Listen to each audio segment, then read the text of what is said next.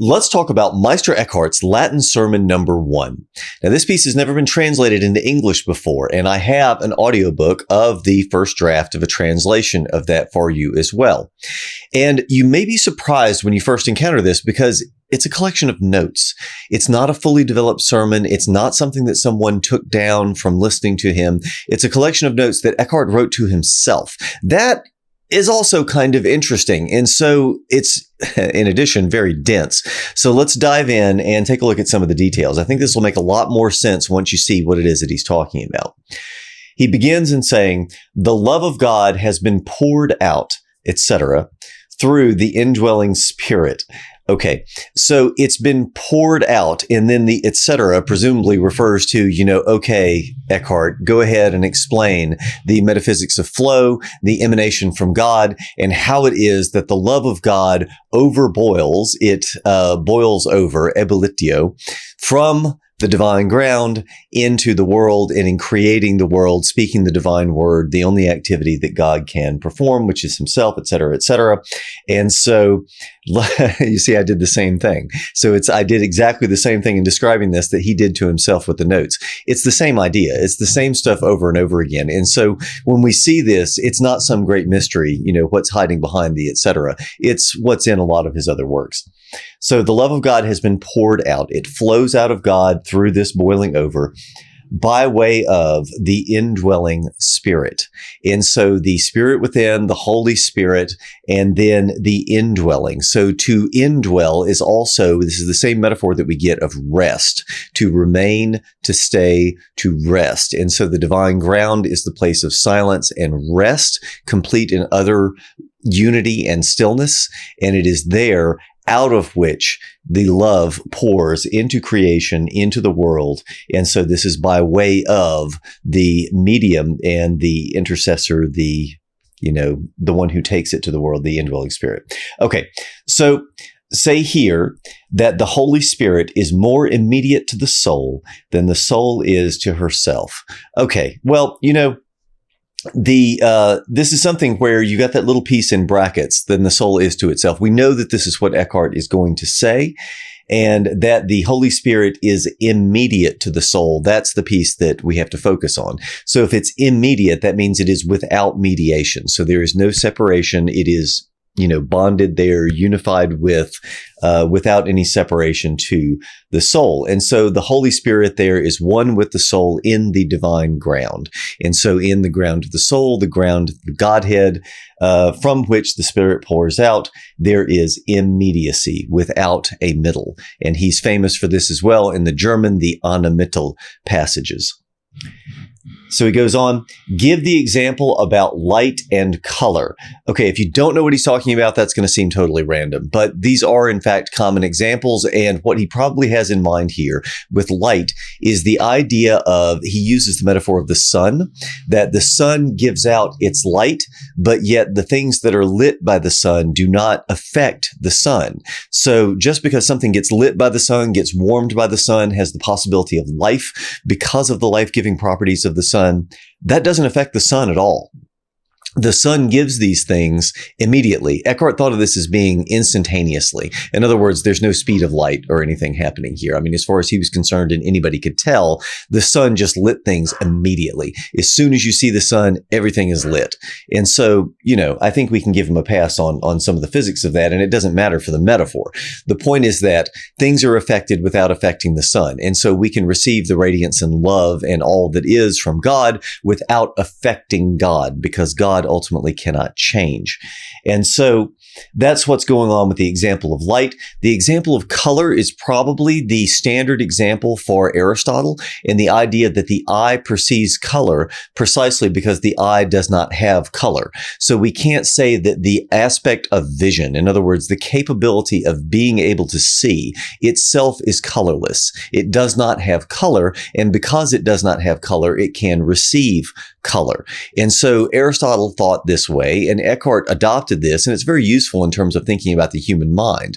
Because if the human mind does not have a definite form, and it is perhaps entirely without any sort of form, then that means it can receive all forms, and it is able to receive all forms because it is not polluted with any given form. And that's why the following statement after this sentence makes a lot of sense. He says, how great therefore, building on the previous sentence about color, how great therefore ought the purity of such a soul to be. So a soul that is pure, purity in this sense means to be without the stain of any kind of form. So without having any kind of form, it can then receive a form. And that's exactly what he does with the quote from John immediately after that. How great therefore ought the purity of such a soul to be, John 14, whom the world cannot receive. The world cannot receive God because there is a stain, there is a imperfection, there is some obstacle. Eckhart doesn't talk about it in terms of sin and a problem, some kind of personal defect so much, although it is an imperfection, so much as a hindrance. It is an obstacle. And he speaks about it in terms of like a writing tablet. So a writing tablet, they use these wax writing tablets. And if you have anything written on the writing tablet, and it's the same thing with paper, right? If you have something written on there, then you can't write anything over it. Like you have to erase the stuff that's there first. And that's the idea, is that you have to wipe the slate clean. In other words, make it pure. So it's the same kind of thing going on here. The world cannot receive the word, cannot receive God because it is, has some kind of obstacle for it. The things that are written there specifically are corporeal things, the things of the world. Those are the things that get in the way. And so then the corresponding statement makes a good deal of sense. He says, Augustine on John, if the world delights you, you are already unclean. In other words, if the world delights you, then you are attached to corporeal things. To be attached to corporeal things is to already have something written on the tablet, to already have the form of something, which means that you cannot receive God. Now, the receive thing is also very important because Eckhart makes a good deal of this in Middle High German. The word for receive and conceive is the same there. And so to receive the word and to conceive it, to give birth to the word, is the same. And so he's going to have something similar in terms of dynamics here in mind.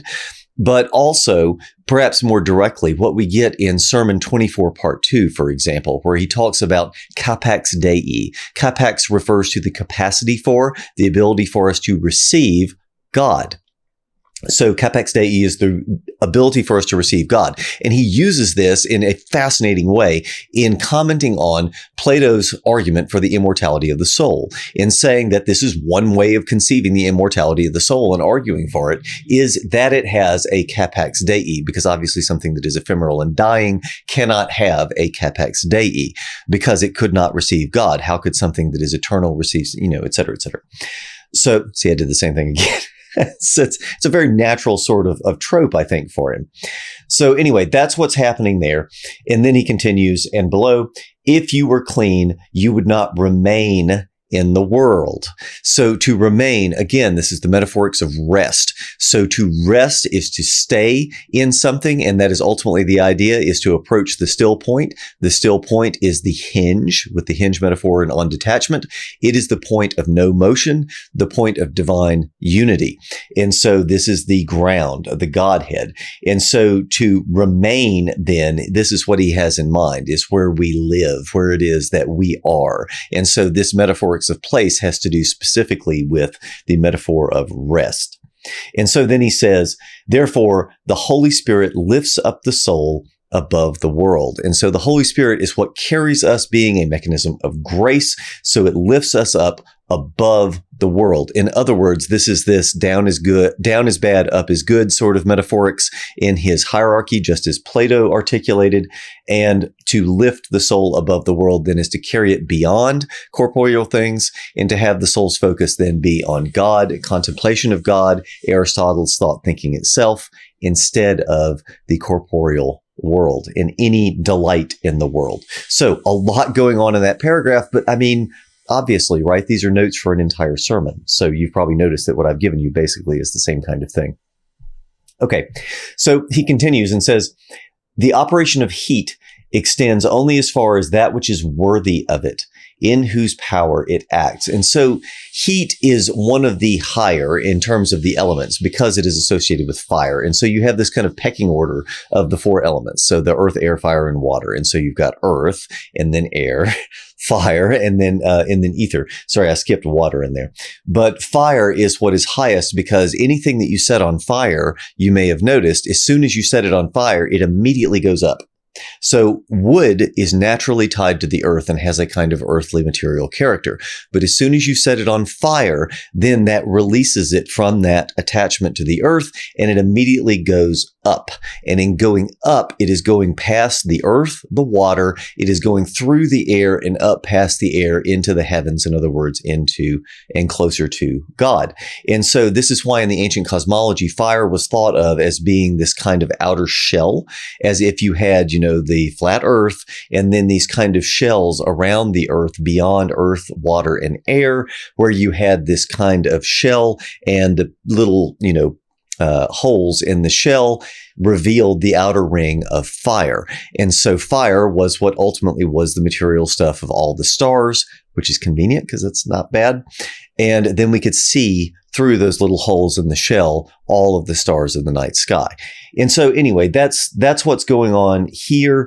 And that something, again, could receive it being one of the higher elements. And so it must be worthy of that. And so the soul must have already somewhat ascended, et cetera, et cetera.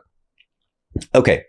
Whence charity, the organ of the Spirit, see how far it can lift up. And so, by way of love, by way of the will, how far can the Holy Spirit carry us up? It is necessary, therefore, that you be spirit because God is spirit. Spirit, which, of course, associated with the breath and the Holy Spirit and the, source of life. And so, again, this is kind of pushing us up through the elements and getting us closer to God.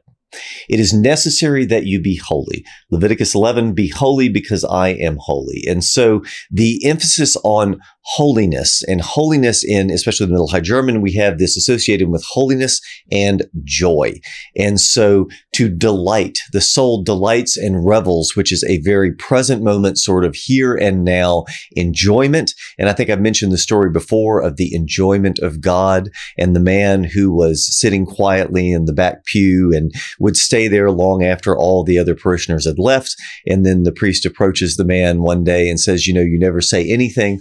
What's going on? You seem perfectly happy. What's on your mind? What's happening? What are you doing? And his reply is beautiful. He simply said, I am enjoying God. So he was wrapped in a kind of meditation, but a very quiet meditation, not one that is an active prayer, a propitiatory prayer, but simply a being with God and enjoyment of God, which I think is a very Eckhartian sort of sentiment. The act of simply being with God is one of active enjoyment. And I think Eckhart would appreciate the idea of it being active. So anyway, all right. So be holy because I am holy. Be as much like God as we can. Attain to that holy joy in the quiet now. Reflect thoroughly in what way the soul ought to be spirit and in what way holy. Okay, so this could go a variety of different directions, of course, insofar as it moves us away from the corporeal world and toward the holy, away from the temporal, toward the eternal, away from the profane, and toward that which doesn't have the obstacles, that which is unified. So there are a lot of different directions that he could take this. It's kind of ambiguous. It's not clear exactly what he has in mind here, and the references don't necessarily help us much at the end of the sermon. So he says, what holiness is, you have in the sermon, beloved of gods and men. And then likewise note, he who wishes to be built up by the Holy Spirit ought to be poor in his own spirit. We get that in Sermon 52, of course, the very famous Beate Pauperis Spiritu. And so this is a commonplace for Eckhart. And as I've argued there in my extensive analysis of Sermon 52, that is a very Eckhartian sermon throughout, even though it is very compact and I think very surprising if you haven't encountered it before. And so he says you ought to be poor in spirit. In other words, to have emptied yourself of knowledge, of will, of possession, and then finally to move beyond into the highest virtue for Eckhart, which is detachment and being close to God. And that is being poor of spirit. And then he goes on to say, unfortunately, concerning which, in other words, refer to the sermon awakens. So vigilata, which is a vigil. So to be awake, to be watchful, to be attentive to. And presumably he has another sermon in mind here, but unfortunately we don't have it. We don't have it either in Latin or in German. So it's hard to say exactly what he has in mind. All right. 2 brief little paragraphs for Sermon 1. I hope you'll agree that the content there is actually very interesting, and it ties together in a not random way. It ties together in a very coherent sort of way, and it's fairly clear to us, I think, if you're familiar with Eckhart, what he has in mind and how it is that he envisioned the flow of this sermon going. So I hope this helps, and I hope it makes his scattered notes here, which otherwise might appear incoherent and, who knows what to do with them.